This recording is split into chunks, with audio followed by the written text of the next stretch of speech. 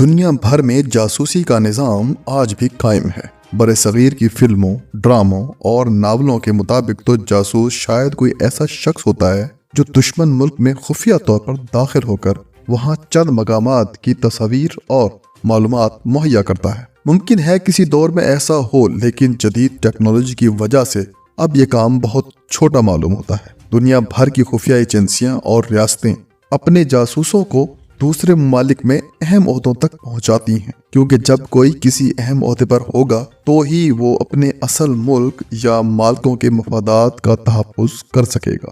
جاسوس تیار کرنے والے ہر سطح پر جاسوس تیار کیے جاتے ہیں، جن میں سے کئی ایک کا کام صرف جاسوسی نہیں ہوتا بلکہ مفادات کا تحفظ اور رائے عامہ ہموار رکھنا بھی شامل ہے۔ دنیا بھر میں کئی ایسے نامور جاسوس آئے جن کا تعلق میڈیا سے تھا، اور انہوں نے تجزیہ کی بنیاد پر نہ صرف رائے عامہ ہموار کی بلکہ شہرت بھی پائی۔ ان کی کریڈیبلٹی پر بھی کوئی حرف نہ آتا تھا، کیونکہ وہ جو لکھتے یا کہتے تھے وہی رونما ہو جاتا تھا، لہٰذا عوام انہیں انتہائی حد تک ذہین اور قابل سمجھتے تھے۔ ایوانوں میں ہونے والے معاہدوں کی اطلاع انہی کے ذریعے بریک کرائی جاتی تھی۔ یہ صورتحال آج بھی قائم ہے۔ پاکستان کی سیاسی اور مذہبی جماعتوں کے پے رول پر کام کرنے والے کئی ایجنٹ باقاعدہ طور پر نہ صرف میڈیا کا حصہ بنائے گئے بلکہ انہیں ہر سطح پر با اثر اور طاقتور بھی بنایا گیا۔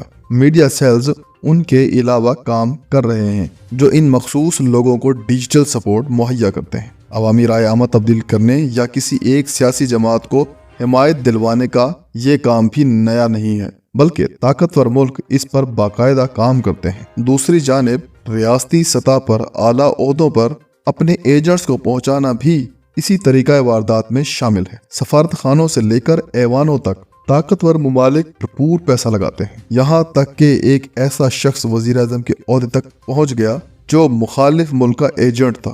وہ اس ملک کے مالدار خاندان میں پیدا ہوا، اس نے یونیورسٹی تک اعلیٰ تعلیم حاصل کی اور اسی دوران اس کے ذہن میں ایک مخصوص نظریہ نے قبضہ جما لیا۔ یہ نظریہ ایک اور ملک کی پیداوار تھا۔ وہ اس ملک میں موجود اس نظریہ کے حامی با اثر افراد سے رابطے میں آ گیا اور ان کے قریب سمجھا جانے لگا۔ وہ لوگ اس وقت کی سیاسی قیادت سے جان چھڑانا چاہتے تھے، لہٰذا انہوں نے اس شخص کو سپورٹ کرنا شروع کر دیا اور اس کے لکھے گئے مضامین پر اسے فی ہفتہ کے حساب سے ڈالر بھیجنا شروع کر دی۔ ایجنٹ بھی جی جان سے ان کے نظریات کو پروموٹ کرنے لگا۔ یہ سب اس کے ماضی کی داستان ہے۔ اس کے مضامین بڑے اخبارات میں شائع کرائے جاتے اور پسندیدگی کی سند پانے لگے۔ اگلے مرحلے میں وہ الیکشن لڑا اور رکن اسمبلی بن گئے، جس کے ساتھ ہی اس کو آگے لانے والے ملک نے اس کا معاوضہ بھی بڑھا دیا اور اسے مالی طور پر مضبوط کرنا شروع کر۔ اسے اپنے ملک کا دورہ کرایا گیا، جہاں اسے انتہائی کم وقت میں باقاعدہ جاسوسی کی تربیت دے دی گئی۔ اس دوران مستقبل کو مد نظر رکھتے ہوئے اس کی ایسی تصاویر بھی بنا لی گئیں جنہیں بلیک میلنگ کے لیے استعمال کیا جا سکتا۔ اس وزیر اعظم کو اس کی اپنے ملک کی خفیہ ایجنسیوں سے بچانے کے لیے حساس معلومات کی ترسیل کے لیے فرنٹ مین پہنچائے گئے اور ایک ایسا میکانزم بنایا گیا کہ پہلے حکومتی راز لندن آفس پہنچائے جاتے تھے اور پھر وہاں سے معلومات اصل ملک جاتی تھی۔ یہ شخص جب وزیر اعظم تھا تو اسی دوران ملک کی سیکورٹی انٹیلیجنس ایجنسیز کو اس پر شک ہونے لگا۔ اپوزیشن نے اچانک اس کے خلاف محاذ کھول لیا اور اسے بھی نظر آنے لگا کہ شاید اس کے گرد گھیرا تنگ ہو رہا۔ اس نے غیر ملکی دورہ کیا، جہاں یہ اپنے سہولتگار ملک کے اعلیٰ سفارتی قیادت سے ہدایت لیتا رہا کہ اگر اس کی گرفتاری کے لیے ایجنسیز نے گھیرا تنگ کیا تو پھر اس نے کیا کرنا ہے اور اس کی جائے پناہ کیا ہوگی۔ اسے کہا گیا کہ پہلے تو اس بات کی تصدیق کر لے کہ اسے واقعی خطرات درپیش ہیں اور وہ کسی بھی وقت گرفتار کیا جا سکتا ہے یا پھر یہ معاملات سیٹل ہو سکتے ہیں۔ اگر اسے لگے کہ حالات واقعی خراب ہو گئے ہیں تو پھر دیے گئے منصوبہ پر عمل کرے۔ اس وقت کے کچھ عرصہ بعد اس نے اپنے ملک کی خفیہ ایجنسی کو ہیڈ کوارٹر کا دورہ کیا اور بطور وزیر اعظم بعض خفیہ دستاویزات طلب کیے۔ اس کے ساتھ ہی اس نے اپنے سہولتگار ملک سے رابطہ کیا اور اپنے ملک سے فرار ہونے کا منصوبہ ڈسکس کر لیا۔